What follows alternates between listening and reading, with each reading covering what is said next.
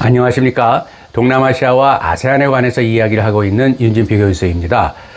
오늘은 동남아 메콩강에 대한 중국의 겉과 속이라는 제목으로 말씀을 드리고자 합니다. 자, 메콩은요, 어머니의 강이라는 의미라서요, 강이라는 전미사가 별도로 필요로 하지는 않습니다. 그런데 오늘은 우리나라에서 일상적으로 사용되는 메콩강으로 부르겠습니다. 자, 메콩강은요, 티베트 청해고원에서 발원을 해서 중국의 운남 지방을 거쳐서 미얀마, 태국, 라오스, 캄보디아 그리고 베트남으로 흘러내려서 나중에는 남중국해로 나가는 그야말로 동남아를 대표하는 국제 하천입니다. 길이가 4,800km로서 세계에서 12번째로 길고요. 강 유역의 면적은 79만 5천 평방킬로미터로서 우리 한반도 크기의 거의 8배에 달하는 그러한 크기를 가지고 있고요. 다양한 수자원과 생물 다양성적인 측면에서 봤을 적에 이 아마존강 다음으로 풍부하다는 동남아를 대륙부를 상징하는 강이기도 합니다. 천년 전에 그 앙코르 사원을 만들었었던 크메르 왕국의 그 웅장함도 그 메콩강이 없었다면 불가능했었다고 저는 생각합니다. 자, 그런데 오늘날은요, 이런 메콩강이 중국이 주장하는 선린성을 시험하는 잣대가 되고 있다는 말씀을 드리고자 합니다. 중국은 다른 강대국들과는 달리 작은 국가들에 대해서는 이기적으로 괴롭히는 소위 권력 정치를 하지 않고 이기적이거나 호전적이지 않은 독특하게 자비로운 국제 행위자라고 자신들 주장을 합니다. 중국 정부는 이 갈등과 부정의 국제관계를 벗어난 예외적인 관리자라고 스스로 자처하는 것이죠. 그런데 중국의 남쪽에 있는 대륙부 동남아의 작은 이웃 나라들은요, 특히 이 강한 중국에 의한 지배를 두려워하고 있는 게 역사와 또한 현실입니다. 그들의 우려를 완화하기 위해서 중국 정부는 약자에 대한 괴롭힘에 반대한다고 선언을 하고 모든 국가의 발전을 통해서 공동 번영의 세계를 구축하고요. 그리고 모든 국가의 공동 발전을 촉진한다. 이렇게 주장을 합니다만은 글쎄요. 과연 이런 주장은 맞는 걸까요? 오늘은 이에 관련된 이야기를 이 메콩강을 가지고 해보고자 하는 겁니다. 메콩강 물의 관리 문제는요, 이러한 달콤한 소리를 하는 중국의 주장에 대한 엄격한 테스트를 제공을 해줍니다. 동남아시아의 세 개의 주요 강, 이 메콩강 그리고 미얀마를 흐르는 살루인강하고 예요어디 강은요, 모두 중국이 통제하는 티베트 고원에서 발원을 합니다. 이러한 지리적인 이점에도 불구하고요, 중국은 늘 물이 부족한 나라입니다. 중국인들은 세계 인구의 20%를 차지하고요. 세계 담수의 6 내지 7%만 그런데 가지고 있습니다. 중국 정부의 외교적인 수사에 의해서 약속된 선린성은 중요한 자원의 영구적인 부족과 충돌하고 있는 셈입니다. 변함없이 자신의 이익에 따라 하면서 중국은 자신이 원하는 국제 이미지 손상을 막기 위해 익숙한 선전 방식을 사용하고 있습니다. 실제 중국인들은요, 중국이 메콩의 발원이자 중국 유역인 란찬강을 소유하고 있고요. 중국인들은 그들이 원하는 대로 물을 가져가거나 또는 사용할 권리가 있다고 믿습니다. 중국은 메콩강의 담수를 이웃과 공평하게 공유할 수 있는 지역 자원으로 생각하지 않는 것 같습니다. UN 아시아태평양 경제사회위원회 에스캅의 중국 측 상임 대표인 커융성이 말하는 중국의 공식 입장은요, 이렇습니다.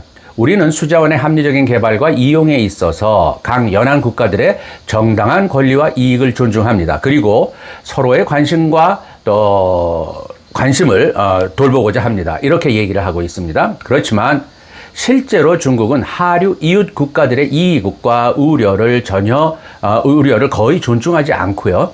베이징의 이익을 돌보는 것을 우선시하는 것이 현실입니다. 동남아시아 메콩강에 도착하기 전 중국 영토 내에 있는 강이 란창강이라고 부르는데, 이 란창강에서는 이미 11개의 수력 발전 댐이 운영되고 있고요. 이 강으로 흘러드는 지류에는 무려 95개의 댐이 더 있습니다. 중국 댐은 동남아시아 하류 국가들의 수천만 명의 사람들의 생계에 두 가지 방식으로 해를 끼칩니다. 첫째는 댐은 식물이 자라는 것을 돕는 영양분이 포함된 침전물들을 흐르는 물에서 제거해 버립니다. 결과적으로 영양분 없는 하류 메콩강 물은 농가 밭의 생산성을 떨어뜨릴 수밖에 없죠. 둘째는 많은 양의 물을 주입하거나 방류함으로써 댐 하류에 가뭄이나 홍수를 빈번하게 만들거나 또 악화시킨다는 겁니다. 2019년도에 중국 댐은 엄청난 양의 물을 막아서 하류 국가들이 극심한 가뭄을 겪는 동안에도 란창 지역은 비정상적으로 큰 수위를 누렸습니다. 반대로 중국 댐 운영자들은 때때로 건조한 계절에는 경고 없이 수문을 열어서 강의 수위를 밤새 몇 미터씩 높이고 하류에 막대한 피해를 주는 홍수를 일으킵니다. 또한 중국은 중국의 전기를 공급할 하류 국가들에게 댐을 건설함으로써 이러한 부정적인 영향을 더욱 가중시키고 있습니다.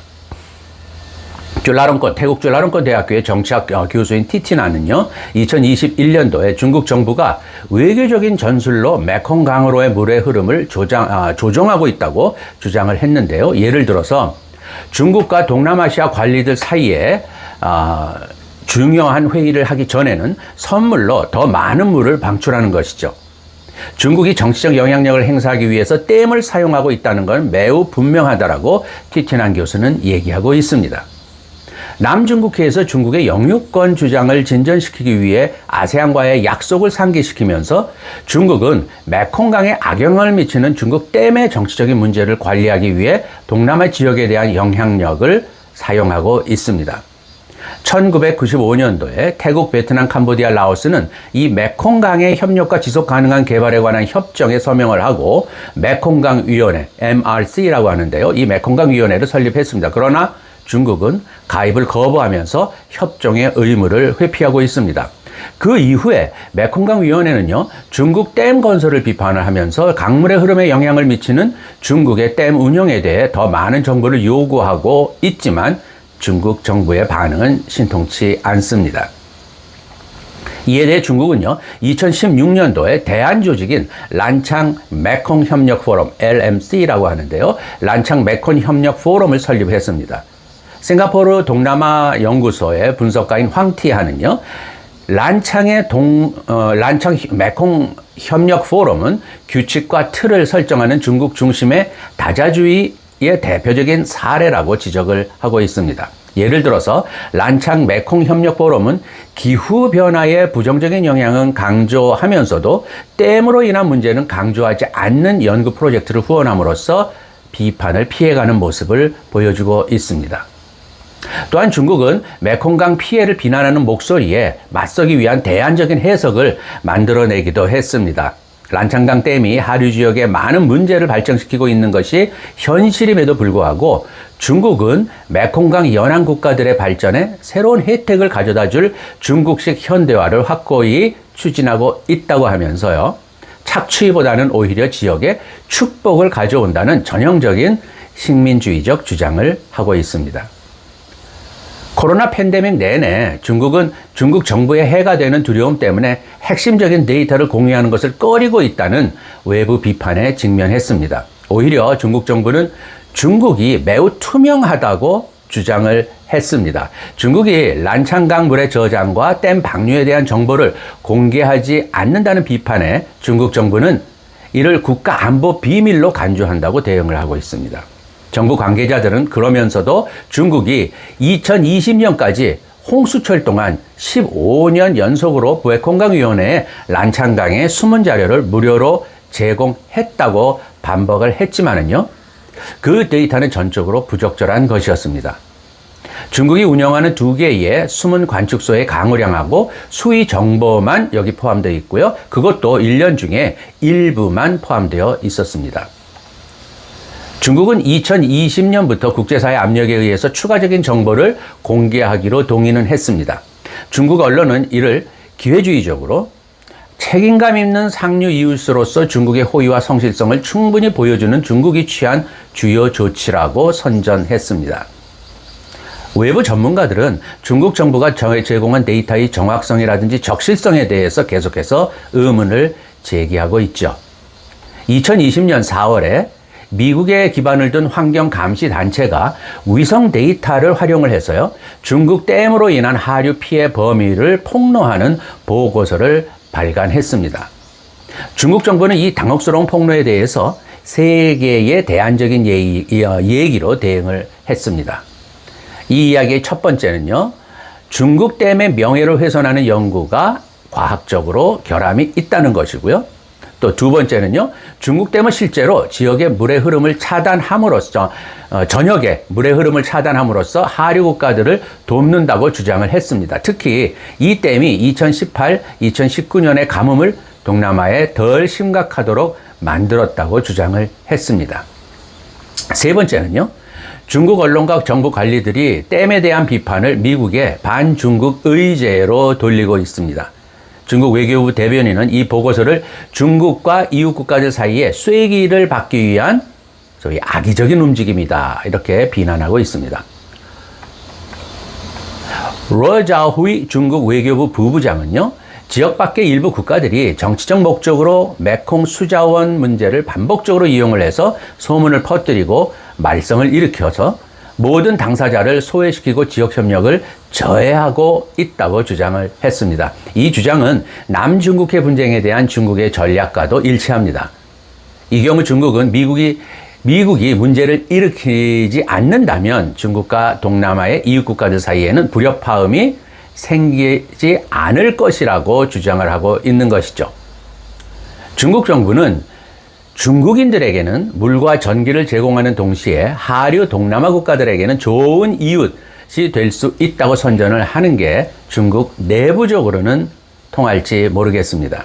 그렇지만 중국의 실제 이웃 국가들인 동남아 국가 국민들에게 중국은 예외적이라는 그들의 주장을 점점 더 신뢰할 수 없도록 메콩강 문제를 통해서 만들고 있음은 분명합니다. 자, 오늘은 메콩강에 관련된 중국의 속과 겉을 비교해서 말씀드렸습니다. 어떤 주장도 항상 실제적인 증거를 근거로 해서 논리적으로 설득하여야 된다고 저는 생각합니다. 이상으로 오늘 101번째 윤진표 교수의 아세안 이야기를 마치겠습니다. 들어주신 여러분 대단히 감사합니다.